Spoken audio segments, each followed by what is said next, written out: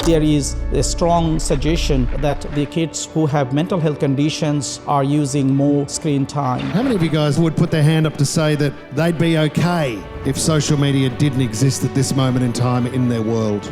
The Dad of Three is challenging federal leaders to raise the age limit teens can access social media from 13 to 16 years old. We're driving everybody to 36months.com.au to sign the petition. We need to stop having talk fests. We need action. Anthony Albanese has today met with passionate campaigners. Australian lawmakers have passed a bill, A world first. to ban children from using Social media. Social media is doing harm to our kids, and I'm calling time on it.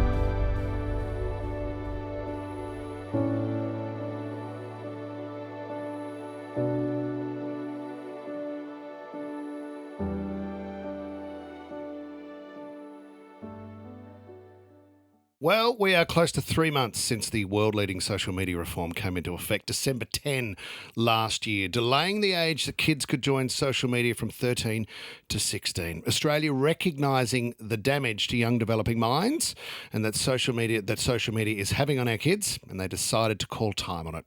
Enough is enough, and we can do better, so we must do better for our kids. And since the delay, the results from lived experiences as well as industry feedback has been mixed, but no one in the country sits closer to this topic and has been at the front line globally. Australia's eSafety Commissioner, Julie Inman-Grant, welcome to the podcast. Thank you so much for having me, Whipper. You have been right there. But I think what's interesting to point out too, as far as your role as eSafety Commissioner goes, this path you've been on didn't just happen on December 10. You've been across this for a very long time now. Yeah, I started working on age verification issues back in 2008 when I was at Microsoft, and the Harvard Berkman Center had something called the Internet Safety Technical Task Force. And what I can say is over that time, age assurance technologies have come such a long way.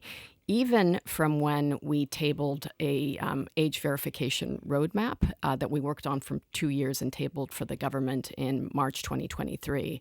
At that time, we found that the age assurance industry was maturing but still developing. And then when the technologies were tested, they ultimately found that they were relatively effective, accurate, and privacy preserving. That, of course, depends on the extent to which the platforms using these technologies are implementing them effectively. That's the crucial part, isn't it? But you've seen, since 2008, you've seen the rapid advancements, especially, I assume, over the past few years.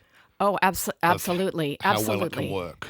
Well, yeah, and it sort of blows me away given that, our Department of Infrastructure and Communications did a very extensive advanced technical trial of these age assurance technologies. And the ultimate finding was that, again, they are effective, accurate, and privacy preserving if used in the right way. And what's really unique about this legislation, too, is there is a co-regulatory model. So I am regulating to make sure that the companies are taking reasonable steps to keep under 16s from having and holding an account. Sure. But the privacy commissioner also has a role if they're implementing some of these age assurance technologies or using digital ID in ways that would undermine Australians' privacy. Right. Well, I want to ask you more about your dealings with the social media platforms. But first off, I want to point out too, and being with 36 months as a campaigner against the social media laws, but also, celebrating the reform that we're seeing here. I don't like the question, is it working, isn't it working? So I get that a lot. Is it working? Well, I think the question is, how is it working? Because this is the start of something and we had to start somewhere. So I would ask you, and let's start on a positive first. I mean, my family has a background in teaching. My sister's a teacher, so is my mum, so is my auntie. And the feedback there has been the kids' concentration in class has made a rapid improvement. I've also had feedback from mums and dads saying, we're doing things we've never done before, like playing in the backyard. As simple as that, which is really inspiring to hear. Do you have? Can you share any insights that you've had from more personal notes than professional? Well, if I could start with the fact that the eSafety Commissioner was the first online safety regulator anywhere in the world, and we've been operating for 10 years. Yes, we were the only online safety regulator for the first 7. Well done, Australia. Yeah, well done, Australia. So we've been leading for a long time. And what I can say is we have tried pretty much everything. We pioneered the Safety by Design initiative with industry for industry so that they're actually building safer, more age-appropriate spaces. We have complaint schemes, so when kids are experiencing cyberbullying or deepfake image-based abuse, we have a 98% success rate in terms of getting that harmful content taken down. Separately from the platforms, we have as a nation, if a kid is experiencing that sort of treatment online, where they can register the incident as such, and Australia and the authorities will work with the platform to remove it? So if you go to esafety.gov.au, we've got reporting for 4 different schemes. So we're the hotline. We take reports of child sexual abuse and terrorist content.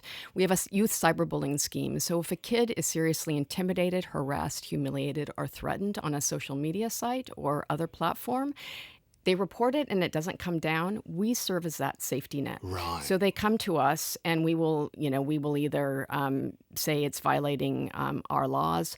We often work through informal complaint alerts, which is obviously what the companies prefer as well, because they've got, tens of millions of reports. The content moderators have like a minute and a half to decide whether it contravenes. So a lot falls through the cracks. So yes, so we're the only country in the world with a cyberbullying scheme. We were the first country in the world to have an image-based abuse scheme.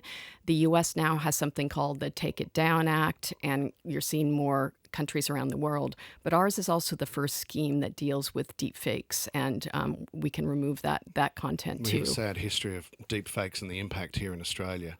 Can I ask, so who then removes that content? Does Australia speak with the platform? Yes.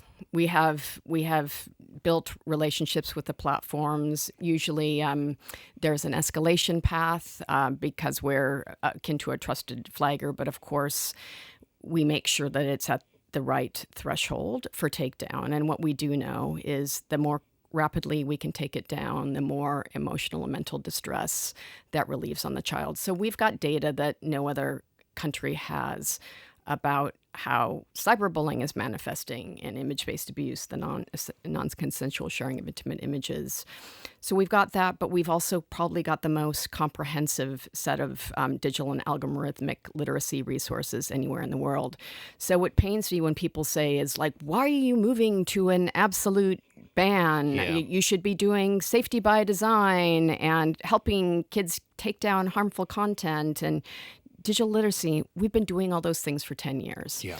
And so I was initially concerned when I didn't know what the legislation was going to look like. It looked like it was going to be a pretty blunt instrument. And when we looked at some of our research with vulnerable communities, LGBTQI plus kids and First Nations kids who felt more themselves online than they did in the real world. And that's when we raised concerns with the government. We said, hey, we don't want to cut off these kids' digital lifelines. And so there are exemptions built in. So one of the key things I try and make clear is that it's not cutting off kids' access from all technology. No. Just the predatory social media sites You're that not have banning harmful, and have harmful and deceptive design features. And so I'd love for us to flip the script a little bit from saying you're preventing children from accessing social media. No, we're actually preventing these social media companies from accessing our children before wording. they're ready. That's really great wording. So in a real life situation, if I'm a teenager and someone has sent some abuse material to me, or let's call it inappropriate, I go to the website esafety.gov.au and I register what's happened. What's sort of the turnaround for something like that? Well, we particularly for kids, we triage it. We're straight onto it. I don't think many parents would know that. I think that's a really important bit of information, just to know what Australia is doing outside of just trying to tap the big tech on the shoulder and say, hey, can you fix this? I think it's pretty significant. Yeah, I mean, even in this past year, we've started to use our codes and standards. We've blocked some of the most popular nudifying apps and declothing apps from providing service into Australia. A couple of these apps were downloaded at least 100,000 times a month. God. And this is where we were seeing the deep-faked image-based abuse of young girls in high schools all over Australia. We've prevented chat roulette sites. We've had those taken down, and those pair up. That's still a thing. Omegle went away, and there was one that was God. becoming very popular called Omi TV. And we've had Apple, through the App Store code, deplatform more than 100 chat roulette sites. That's fascinating. That based on just continuous switch of cameras, where you might be exposed to something that you're not wanting or ready for. How often are you in touch personally with the platforms? Take away esafety.gov.au. Yeah. How often, based on the new reforms and the delay that we have in place now, do you speak with the platforms? We've got a huge number of regulatory targets. So it's not just the social media platforms and all the AI companies and the metaverse companies. It's, fringe sites all over the world. So I'm probably dealing with the main platforms at my level, with people at my level on a regular basis. We've built what is called an industry supervision team, where we have the major platforms where they are subject to a range of different compliance schemes, including new codes that are coming into place next week that will cover AI chatbots and companions. Right, that's great. And it will be preventing them from sending prompts that are sexually explicit, violent, or anything encouraging suicidal ideation, self-harm, or eating disorders. So I guess the point is we're not a one-trick pony. These platforms have a number of different codes and standards and regulatory schemes that they have to comply with. So having this organized supervision where we're talking to them about a range of things we expect them to comply with has become much more routinized. Can you explain to me, because I know it was extremely complicated when you look at the difference in platforms, and very early on when 36 Months launched, we had YouTube call a meeting, and after that we had another meeting with YouTube and another meeting with YouTube, and they kept saying, can you leave us out of your campaign? We're not a social media platform, we're a search engine. And I completely understand where they're coming from, but at the same time, I was very clear there were two things that we were against, and one was the dangers that can appear online, and the others was the addictive features. So the addictive features that your shorts have and the interaction that naturally play out on YouTube Space classified them as a social media platform to me. But for all the other platforms that exist, including YouTube, that must have been really tough to define exactly who fitted into that category. Yeah, there was a pretty broad definition that was written into the legislation, and that was around sole or significant purpose is social media interaction. And so there was a lot of shape-shifting that went on. So yes, YouTube said, we're not a social media site, even though they were for the purposes of codes. We're a video sharing platform. They've gone further to say that they're more like a video streaming platform like Netflix. And what I would say is, they have a combination of both. They still have a significant creator community, and as you point out, they've got algorithms that encourage endless scroll and everything else.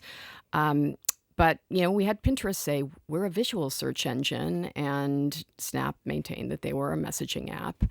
And so when we gave them a self-assessment tool, we tried to, this was not a requirement of the legislation, but we thought transparency was really important, and fairness and procedural fairness is really important, so that they could assess their own sort of thing. So if you look at, where would you put Snap? Is it a messaging site or is it a social media site? And so we had to think very critically and see what they had put to us. But just to give you an example, when I looked at it in its entirety, it's not just the messaging. Kids are, making funny faces on the couch. At least my 14-year-old twins are, or they were before this came into place. But there are stories. There are Snap Streaks, which is a gamification feature, which is designed to, keep kids snapping. There are Snap Maps. There are all these social interaction features. The worst. The worst. So, Do you know, and when I say that, it's coming from a dad and it's coming from a guy that rolls around on the sidelines of a sporting field hearing all the comments from the parents. And some of the devastating results that we've had and the sadness in the country seem to have come from Snapchat. You know, that's a first-hand report and certainly not a studied report like you would see, but that's been sort of my experience. So with your interaction with the platforms, are they taking us seriously? Are they taking Australia seriously? Or are they going, oh, yeah, they're niggling us? Because you see the ignorance of people like Mark Zuckerberg when it comes to the damage that's been caused by Meta and the dance that's taken place in the past. And I think, you know, more recently, he's probably more in tune with it than he has been. But still, it's been banging your head against the wall for him to understand the damage it's caused. So are they listening to us? I think they are. I mean, if you think about it, the fact that, and we asked them in the first instance to identify the under 16s, and we did a lot of work with them through our transparency powers, but also through some of our youth research a year prior. So, for instance, a number of the companies were saying, well, the age is 13. We don't have any under 13s on. I'm like, well, no, we've done research with young people and their parents, and we have found that 84% of 8 to 12-year-olds have had access to a social media account. So. Yeah. Just to be clear, when you're getting rid of the under 16s, I mean everyone under 16. So the fact that these 10 platforms deactivated or restricted 4.7 million accounts within the first 2 days does show that they were taking it seriously, because they know the Australian government's serious, but they also know that the world is watching. We're in a much more challenging, complex stage right now where we're engaging with the platforms, but it's up to them to prevent circumvention, whether through VPNs or through spoofing of their age assurance systems. And they need to show us continuous improvement. And so some companies are doing better than others. Like I said at the beginning, we're talking on a regular basis to the companies. We've just gotten a second set of legally enforceable notices. Okay. So we're running 10 regulatory investigations right now. It's a big job. Can't share more than that. Because that was kind of the feedback. Yeah. There was this great headline that read 4.7 million underage kids have had their accounts deactivated, which was terrific. But then there was the follow-up of so many of these kids were able to just re-sign. They were able to go through the process and sign up again. And some of the dangers were that some kids got through and then other kids didn't get through. And that can put the pressure back on the parents to go, what am I supposed to do? Now I've got the issue where my kid might be isolated, which was similar to beforehand. Yep. So are they aware of that, the platforms? They know that? Because my concern was as a parent that these guys have said, yeah, we'll give them the headline they want, but in the back end, we'll just let them. Well, and I don't want that to sound like an insult. I'll just say two things. The first is that in some ways the companies aren't incentivized to do this well. If they do this well and perfectly, then the domino effect does happen. It's already happening anyway, right? The second thing is they're trying to reverse almost 20 years of business models designed to entrench and entrance young people. Some of them didn't even have age assurance systems at all. They weren't even asking what the age is. So they're building systems from scratch. The third thing to know is that building up and improving their age inference capabilities for some of these companies is going to take a little time. But what I would assure you is we are aware of weaknesses and anomalies with different platforms, and we're probing them deeply. I need to build evidence in a case if I think that they're not collectively taking reasonable steps to prevent kids from having and holding an account. So what I would say is today, we're not in the final solid state. So some of the kids that have gotten back on, maybe off tomorrow, maybe off next week. We need to let the systems work. But again, we're probing the implementation and the effectiveness of how they're using these technologies. So I think we spoke earlier about a sort of a 3-strike before Australia would be to issue a fine to one of the platforms. So when we talk about that, is that saying that we put forward our notice of what we'd like to see and then they have to reply to us with what they've done to achieve that? So we ask them a range of questions through these information notices. We're using a number of different ways to monitor whether companies are doing this successfully or not, including getting input from families all over Australia. So it isn't really a strike three or strike 1, 2, 3. If we think that they're blatantly not complying with the 5 or so requirements we put forward, Right. we will need to be able to prove that in a court of law. So we have a evolving set of requirements, you might say, because we're continuing to learn, and different platforms will probably be added in the future and things like that. So there's an evolution to it until we decide that, no, they haven't really come to the party. Right. And we'll have to do it platform by platform. Yeah. And that's why I said we're running 10 complex regulatory investigations right now. It's worth noting that there are a couple of other platforms that have self-assessed as being in since December 10th. That includes Blue Sky and Lemonade, which is a TikTok clone, which is also used or owned by ByteDance, the company that owns That's right. TikTok. Other people have been saying, VPN usage is surging. I'm like, no, there's really no evidence of that. And again, it's up to the platforms to stop the use of VPNs, or that migration is happening. They're just going to other platforms. We're, of course, following that too. But what I could say, the trends that we've seen thus far, is these companies have, the main ones, have done such a good job of developing a critical mass of young people and their friends on their platforms. When they go to CapCut, or they go to CoverStar, or they go to Big O Live or Lemonade, all these other platforms, that critical mass of their friends aren't there. So they're downloading the apps, but they're not actually using them, and they're not sticking with them for a very long time. Do you know, it was amazing when the Prime Minister made the announcement that he would make a change to the laws and the social media reform would take place.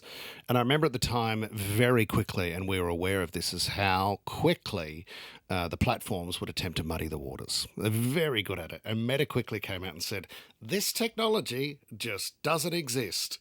And then TikTok came out and said, yes, it does. We used it last year and identified 71 million underage people. So they have been looking silly from the word go. Are they the hardest to deal with? Well, it's interesting. If you look at some of the discovery documents that have been very embarrassing for the social media companies that have come out through this trial in Los Angeles, it's very telling. One platform, and I won't name them, but they told us how hard it was to classify 13 to 15-year-olds. Yet a document from 2017 said, we can't let the regulators know about how accurate our age verification technologies are, or they'll force us to push off age liars. Age liars. That was a new one for me. Hey, and another one that happened the other day was, I won't mention any names, but they received a tap on the shoulder from somebody at Snapchat who sat high up in a position, and he's a father. And he said, I'm not going to tell you my name. I know what you've done with 36 months in the campaign that you've driven. I want to say thank you. So it's fascinating to know that even within these platforms, sitting high up in the tower, there's workers that are turning up to do their job, but they know. And hopefully they realise it gets better. Here's what's been fascinating, I think, and this is why I'm really proud of what you've done. I think it's extraordinary, and what the Commonwealth of Australia has done. But the conversations that we've been having with, I did an interview the other day with a TV crew from Canada. We spoke to 40 members of British Parliament the other day. Conversations in the US have been phenomenal, and that's just us. So it's not only what we've done, but it's inspired the rest of the world. You must be having a lot of conversations with different nations. It's every day. Yes, because they can feel the momentum behind it. Yeah, and we built an organization called the Global Online Safety Regulators Network. So we've got a network of fellow regulators. So we've been speaking with them for a long time. But yeah, I mean, these countries all around the globe, they want to know how it's working in practice, because they are seeing mixed messages. There's all sorts of course, this will never work. But like, what are we actually trying to achieve? This is a cultural reset process. If you think about it, it's like slip, slop, slap. But we still have sun safety campaigns. We're still updating the guidance. Same thing with seatbelts. 1970s, you still get infractions if you're not wearing your seatbelt. We still have campaigns around this. We're trying to turn around 20 years of entrenchment overnight. And, the normative change is really important. And the Prime Minister talks about this a lot, about the conversations that parents still can be having with their kids, particularly if their friends have gotten around this, because this won't be the solid state. And there are some things that the parents can do. We have a complaint form if something's not working, but we also have links to all of the platforms, and that was one of the requirements of the regulation. Sure. They have to be usable and discoverable reporting cues for parents. So if someone's missed, then that they remove it, and then they've got that data and they can continue updating their classifiers. I actually went through the process with my 14-year-old twins, and we deleted the apps together. Well done. What you just said there about this is not the solid state, I think that's what everybody needs to remember, that this is just the beginning. And as a dad, where I've got Ted, who's 11, he's not obviously on social media, Jack is 9, and Francesca is 5. And I look at it and I say, well, can we just pull the lens back? I know there's sensitivities around it, and for families of teenagers that are on the app that are getting booted and friends that aren't, but the bigger picture is just the behaviour change. So I know for the future of the kids and the younger kids outside of that age bracket, that will be the power, and that's when we'll start to see such measured improvements. Yes, this is generational change, and your 5-year-old and your 9-year-old will be the primary beneficiaries. I mean, I have a living experiment in my own home with twins that just turned 14 who are on social media for a year, and now they've have it taken away. So it's hard for that cohort, and we recognize that, but hopefully they'll think about, I'm going to get my driver's license when I'm 16. And when I'm 16, I'll also have access to social media. And in the meantime, we can build their digital resilience, their critical reasoning skills. They're forming their identity. The prefrontal cortex is not fully developed until they're 24. That's the big picture. The opportunity is huge. Yeah. What are we going to do with it? We've given back, 3 years. What are you going to do with it? The Prime Minister, when he made the announcement also, was excited, and we talk about the opportunity of getting this time back, excited for kids to get back on the sporting fields. And one of the things we've learnt, and as someone that has a daughter that's growing up as well, there was a statistic that 75% of girls at the age of 14 were dropping out of sport. And that's terrible. So as a sporting nation, we put a lot of emphasis on physical fitness and exercise and grassroots community and everything. But do you see the social media reforms impacting on the mental fitness of young Australians and the ability to get back out there on the sporting field? Well, actually, yes, I think that's the answer. They're going to fill their time in different ways, but we're actually doing a scientific longitudinal evaluation of the implementation, where we will be. It's a 2-year study. I expect it will be extended, but it will look at everything like: are kids sleeping more? Yep. Are they reading more? Are they out on the footy field? Are the quality of their relationships better? Are they interacting more? Are they taking fewer prescriptions for things like Ritalin or antidepressants? So you're going to the depth Naplin. of that study. Yeah, it's going to be very deep. Very deep. Because you would suggest the other place where the true measurement would come would be at schools. A great place to measure the impact, isn't it? Yep, we'll be connecting to NAPLAN data as well, which is why I think it will become a longer term study, so that we have an evidence base. That's what other countries are crying out for. Yep. What is your evidence Show base? Me. Yeah, and we'll be able to show them. I think we'll have the first tranche of data. We formed a academic advisory group with some of the greatest minds that work at the intersection of youth, social media, and mental health from all over the world. But 6 academics from Australia and then about 5 from the rest of the world. So it's eSafety's evaluation, but we have the methodological design and the rigor and the sort of validation by these some of the best academics in the world. Well, I think we have a couple of calls from mums and dads who are obviously across the social media reforms that do want to ask you a question. Greg, we welcome you to the podcast. I'm here with the Safety Commissioner, Julie Inman-Grant. Your question for Julie? Hi, Julie. I was chatting to a dad the other day who was visibly grieved. Like December 10 came along and his daughter's social accounts were deactivated along with all of her friends. But in the days that followed, they were all able to recreate accounts. And this dad had been sort of holding the line, not allowing his daughter to do the same. But now she's the only one in her friend group not on social, feeling left out, excluded, and like she doesn't belong. And his words to me were, these reforms only work if parents can hold the line without socially isolating their kids. So I just wanted to see, what could I say to this dad when I speak to him next?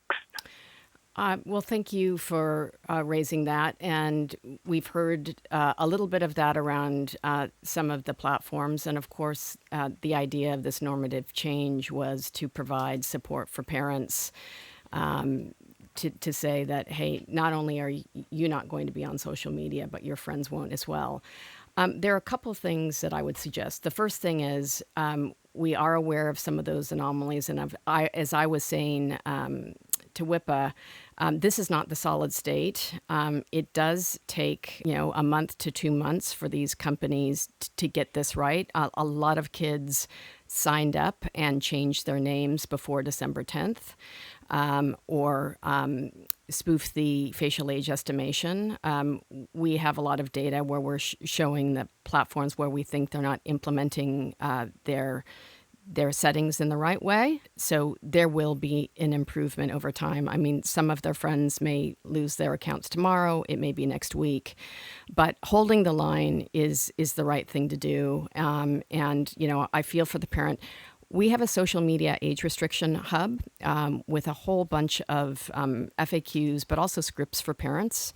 The other thing, I suppose, if he knows the parent group, there is strength in numbers with parents. I was just saying to WIPA, I've got 14-year-old twins. Some of their friends have had the same experience. I sat down with them and, I deleted the apps together. But where I know that there are parents who don't want their kids on social media, I do this as a parent friend rather than as the commissioner. I'll just say, hey, do you know that your daughter's Snapchat or her Instagram is still live? Greg, thank you for your call, buddy. I hope that helps. Vanessa in Artarmon. Hello. Yes, I wanted to ask why Roblox isn't added to the ban. It's a good question. It's a big topic, that one. It is. What you may not know is we've got a whole range of different powers that we use, and we started investigating Roblox due to concerns of grooming and exploitation back in June of last year. We have gotten them to commit to 9 safety uplifts, including facial age estimation. They've got 150 million users, and they've age verified 70% of the user base. But they weren't doing very basic things like they were allowing adult accounts to reach out directly to child accounts. That should not be able to happen without explicit parental consent. And another requirement is that they provide safety and privacy settings around child accounts to the highest level. So they weren't doing any of that. No, they were not. Well. No, not very well. We've announced that we are formally testing. They actually did complete the 10 requirements, including the facial age estimation. We're testing those now to see if they're working properly. If they're not, then we're open to taking further action. Right. So they haven't formally been added to the delay as such, but they've been warned in that they need to prove themselves, and now you're checking the what they have in place. They didn't fit the definition of a social media platform. Sole or significant purpose is a social media platform. They're an online gaming platform. There are some social-like features, but the exemptions in the legislation are for messaging sites and for online gaming sites. That's a good way across it. Sam, you have a question for Julie? I'm a bit of a new dad, and I've read that only 20% of the families comply. And so I was wondering if that's the case, and 80%, find ways to work around it and all that kind of stuff, how you can get through things these days. Does the reform still work? Yeah, I mean, the reforms are early in the process. What we actually found last year when we talked to both parents and young people is that 84% of 8 to 12-year-olds before the ban came into place had access to a social media account. 84%. And 8 to 12-year-olds in Australia. Yeah, in Australia. And so then we asked the kids, do your parents know about it? 80% of them said yes. And then we asked, did your parents help you set up the social media account? In 90% of cases, they said yes. Right. So yes, and part of where does the problem lie? Well, but it's hard for mum and dad, isn't it? It is. And that's it been is the problem. hard. It is hard. Again, you don't want your child to be socially excluded or feel socially excluded. Yeah. And so part of this social regulation meets tech regulation is really meant to be a cultural reset, but also a normative change to give parents the ability to say, hey, you're not going to get in trouble. I won't get in trouble, but it's up to the platforms to prevent under 16s from having an account. So your friends, if they're under 16, they're not allowed to have these accounts. It will be on the companies to live up to that and up to us to enforce the law if we find out over this intermittent period where they're trying to get their technologies working properly, if they're not complying. Sam, thank you for the call. Julie, thank you for sitting here with us and jumping on the podcast for 36 months because I think that what you've just shared has been extraordinary to understand the scale of where we're at and what we're doing behind the scenes. And I think, that should buy parents a lot of comfort as well to know that this is, they know that we're actively working on it, but what does that look like and what does it mean? And I think the takeaway as well is that it's not a solid state and it is continuously evolving. So thank you for sharing that today. Thank you for having me. Thanks, Julie.